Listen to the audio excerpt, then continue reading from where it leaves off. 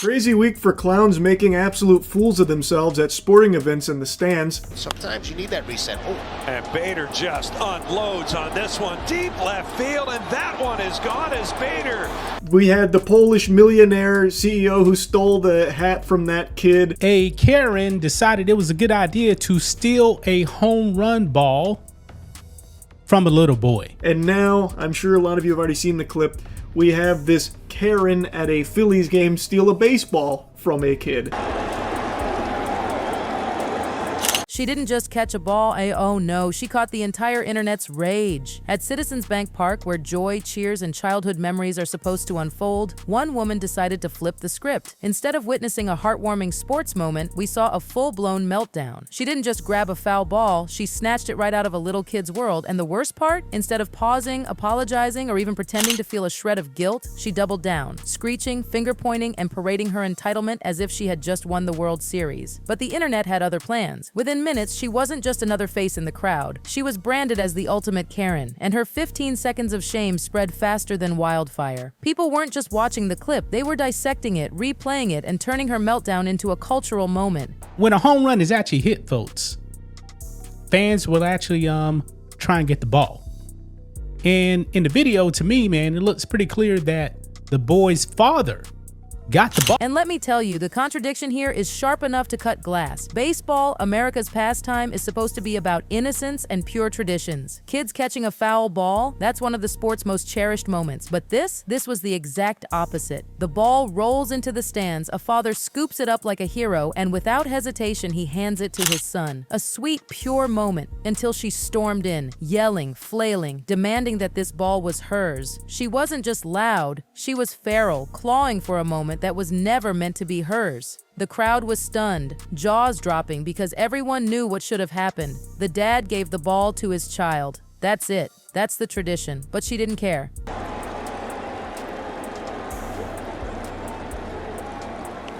It's like she was made in a lab to be a Karen. She just epitomizes the meaning behind the And the father? Wanting to avoid a public fight in front of his kid, he surrendered the ball. That should have been the end, right? Wrong. That's when things truly spiraled. This wasn't just a squabble in the stands. It exploded into one of the most viral fan meltdowns of the year. People in the crowd weren't confused. They were horrified. Some compared her shrieks to a jump scare straight out of a horror movie. Others said her face looked so cartoonishly twisted she could have walked straight out of a Meat Canyon parody. And that poor father's stunned reaction? It went viral too. Viewers replayed his exaggerated hand motions like it was a comedy sketch. The internet laughed, but it wasn't funny for the boy. He looked absolutely crushed. And that single heartbreaking detail turned this moment from silly to scandalous.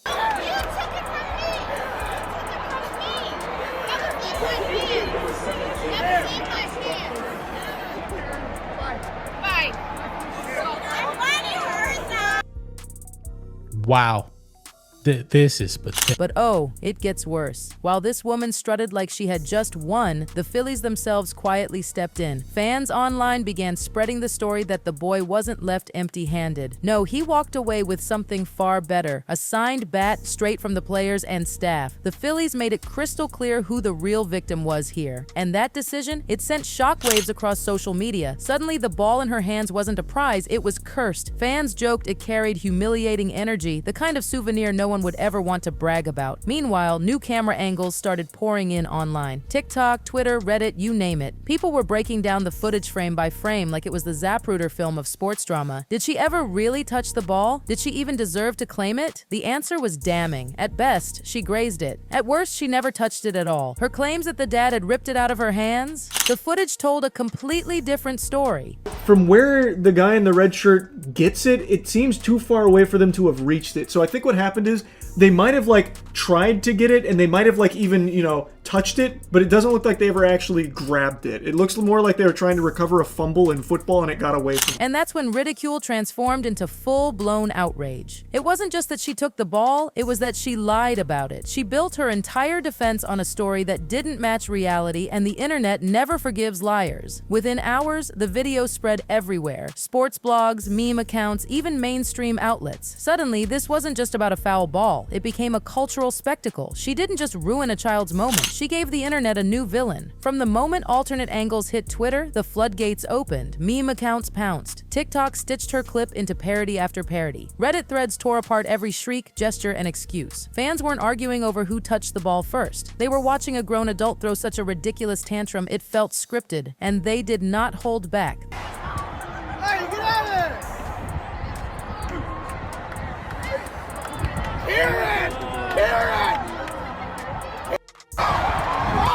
Yeah, she lost her mind.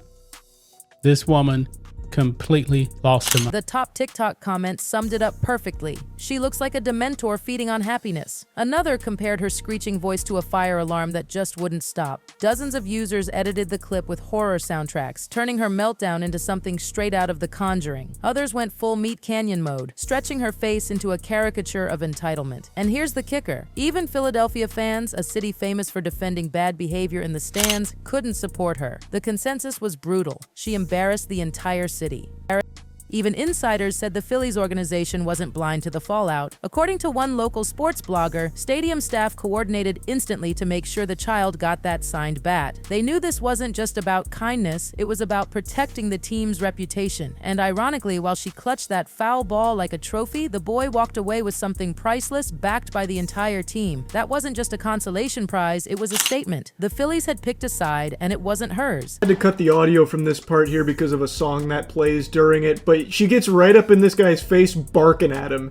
So I'm guessing he was saying something about like her behavior being embarrassing or something, so she did not take that light. And as if things weren't messy enough, commentators wasted no time drawing parallels. Remember the Polish millionaire CEO who snatched a tennis player's hat from a kid at the US Open? That scandal was barely a week old. And now, here we were with yet another adult stealing from a child, this time in Philadelphia. The internet had its headline, "From tennis hats to baseballs, what's next?" Cotton candy ripped straight out of a toddler's hands? The juxtapositions were ruthless. Side-by-side edits popped up everywhere, pairing the millionaire CEO with the Phillies Karen. Captions like "Meet the villains of 2025 sports" were plastered across viral posts. YouTubers created compilation videos mocking both incidents, racking up millions of views in hours. One viral Reddit thread even floated the idea that Major League Baseball should ban her for life, a punishment usually reserved for violent fans. Whether or not MLB acted didn't matter. The damage was already done. She had gone from anonymous spectator to a national punchline overnight. And here's the kicker. The memes weren't the worst part. The worst fallout was the bigger cultural conversation bubbling beneath the laughter. People weren't just mocking her. They were asking, what is happening to sports culture when adults start snatching joy out of kids' hands? 2 scandals in 1 week. First a CEO, then a Karen. That wasn't a coincidence. That was a pattern. At first, the woman tried to fight back. Shaky phone clips showed her screaming that the father had ripped the ball right out of her hands. She repeated that line over and over, pointing furiously at the boy's dad as though the crowd would suddenly rise up and support her. But this isn't the old days when eyewitness stories could hold weight. This is the age of the internet, where footage rules everything. And soon, multiple angles surfaced that shredded her version of events in real time. Sports vloggers treated the moment like NFL analysts breaking down a touchdown. One YouTuber slowed the clip to a crawl, tracing the trajectory of the ball as it bounced into the row. His conclusion matched what most fans suspected. The ball hit near her, yes, but she never actually controlled it. At best, she grazed it. At worst, she completely fabricated her story. Her defense collapsed. There was no ripping, no tug of war, no proof her hands had ever closed around that ball. The internet had receipts, and her claim dissolved under the microscope. Local insiders piled on. A Philly sports radio host revealed the next morning that security quietly checked with ushers in that section. Their account? The father cleanly grabbed the ball before handing it straight to his son. The woman's version, they suggested, was pure imagination. And once that detail aired on radio, her reputation was finished. Because let's be clear, this wasn't just about a baseball anymore. This was about a child's joy being stolen, then rewritten, then lied about. That's a cultural red line. And once you cross it, forgiveness is nearly impossible. And then came the cruelest twist of all, the cursed trophy. Reports suggest that when the Phillies gave the boy that sign bat, it wasn't just generosity, it was calculated damage control. PR consultants speaking anonymously to Sports Business Journal confirmed it. Organizations are hyper-aware now of viral fan scandals. The team had to make sure the boy's story ended positively. And it worked. He walked away with a priceless souvenir while she was left clutching a foul ball that fans now joked was radioactive. One insider put it bluntly,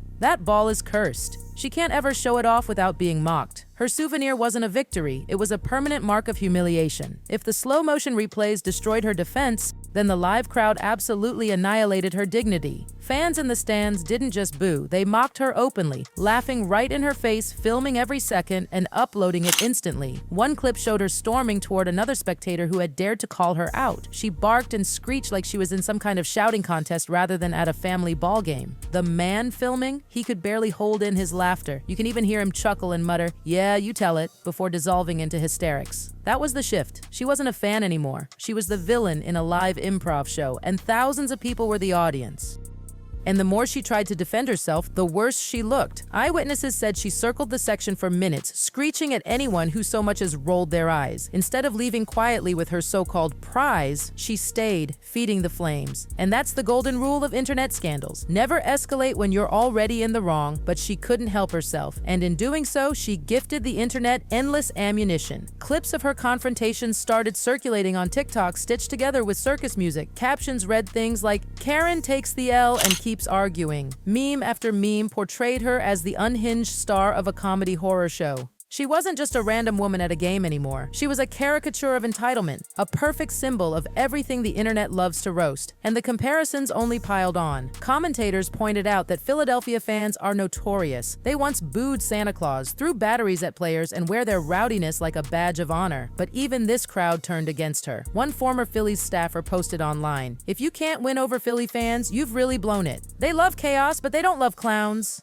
Ouch, that hit hard. A city infamous for celebrating outrageous antics drew the line at her behavior. That says it all, but the humiliation didn't stop there. National media outlets picked up the story, replaying the clips on morning shows and late-night comedy bits. ESPN debated whether she should be banned from games altogether. Barstool Sports cut together a savage montage mocking her meltdown. Meme accounts declared her the week's main character, a title nobody ever wants. And just when it seemed like maybe, just maybe, the storm would fade, the comparison to the Polish CEO came roaring back. Viral edits spliced her face next to his, stamped with captions like, "Meet the sports villains of 2025. Reddit threads joked about building a hall of shame for adults caught stealing from kids at sporting events. Even late-night comedians got in on it. Jimmy Kimmel joked in his monologue, "First a CEO steals a kid's hat, now a woman steals a ball." What's next? The Pope tackling a toddler for cotton candy. The audience howled and the meme cycle spun into fresh life. At this point, her meltdown wasn't just a funny clip, it had graduated into a full-blown cultural joke. She had crossed over from anonymous fan to internet archetype. And once you become a symbol online, there's no easy escape. By week's end, the Phillies Karen wasn't just another bad fan story. She was a case study in how quickly ordinary people can be chewed up and spit out by viral culture. Think about it. One foul ball, one tantrum, and suddenly she went from nobody in the stands to a global meme. That's not just bad luck. That's the reality of modern sports culture. Because when every fan has a phone and every moment has 10 different camera angles, entitlement doesn't just get noticed, it gets magnified, dissected, and replayed until the humiliation is wrung out completely.